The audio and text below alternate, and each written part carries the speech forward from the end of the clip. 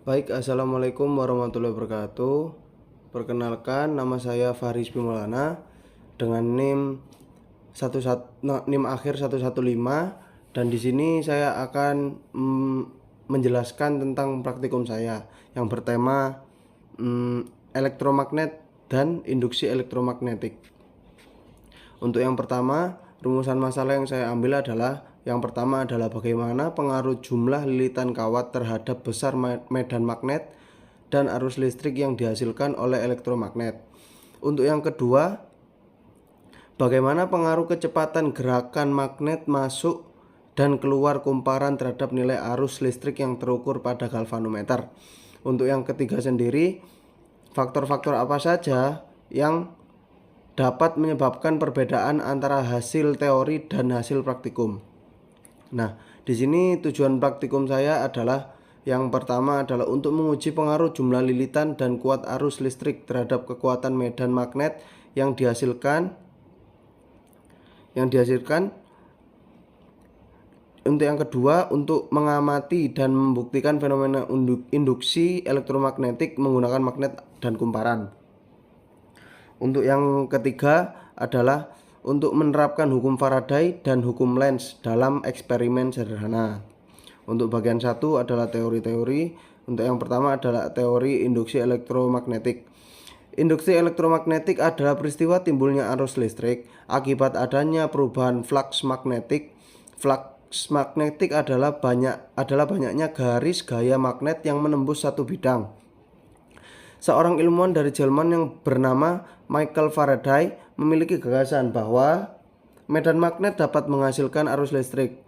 Pada tahun 1821, Michael Faraday membuktikan bahwa perubahan medan magnet dapat menimbulkan arus listrik. Dan yang kedua adalah teori hukum Faraday.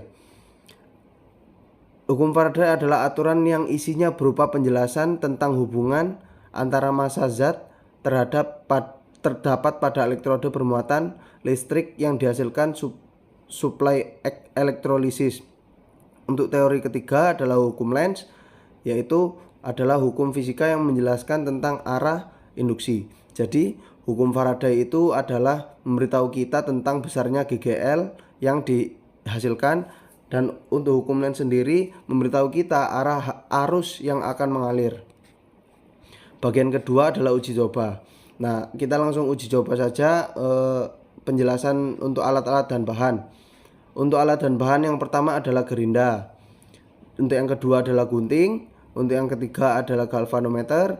Untuk yang keempat adalah cutter.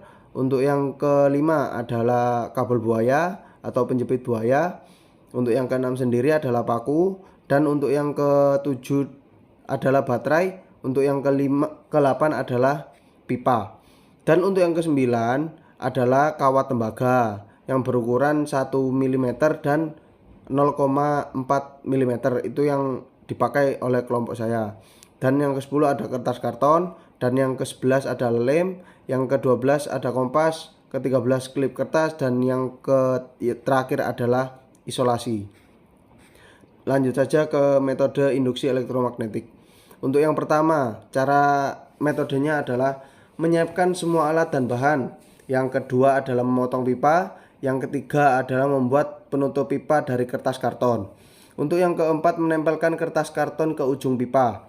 Untuk yang kelima sendiri, membuat lubang di tengah penutup karton. Untuk yang keenam, melilitkan kawat tembaga ke pipa. Dan yang ketujuh adalah mengupas ujung kawat tembaga atau mengikis sedikit kawat tembaga. Untuk yang ke-8, menyambungkan kawat ke galvanometer. Dan untuk yang ke-9 adalah melakukan pengujian. Dan yang ke-10 adalah mengganti jumlah lilitan untuk variasi percobaan agar kita bisa membandingkan hasil percobaan kita. Untuk yang ke-11 sendiri adalah mengulangi percobaan dengan arah kutub magnet yang berbeda. Dengan berbeda kutub magnet pasti akan berbeda juga hasilnya. Untuk percobaan elektromagnet, di sini saya mencoba dengan menggunakan 10, 20, 30, 40, dan 50 lilitan untuk mengetahui elektromagnet. Ini data hasil percobaan yang saya dapat dari uji coba ini. Dan ini untuk percobaan induksi elektromagnetnya. Untuk bagian ketiga adalah pembahasan. Yang pertama adalah banyak pengaruh faktor lain terhadap induksi elektromagnetik. Untuk yang pertama bisa jadi dari kuat medan magnet. Untuk yang kedua kecepatan gerak magnet atau kumparan. Atau yang ketiga arah gerakan magnet atau kumparan. Percobaan elektromagnet.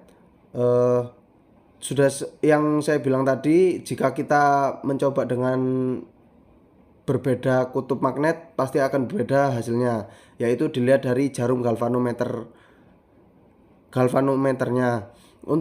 Jika kita menggunakan kutub selatan pasti dia akan berarah ke kanan. Jika kita menggunakan kutub utara pasti jarum galvanometernya akan berubah ke kiri. Untuk bagian kesimpulan, saran adalah yang saya dapat dari hasil percobaan saya atau praktikum saya adalah berdasarkan hasil percobaan dan analisis yang telah dilaksanakan, dapat disimpulkan bahwa praktikum ini berhasil membuktikan kebenaran hukum Faraday dan hukum Lenz mengenai fenomena induksi elektromagnetik.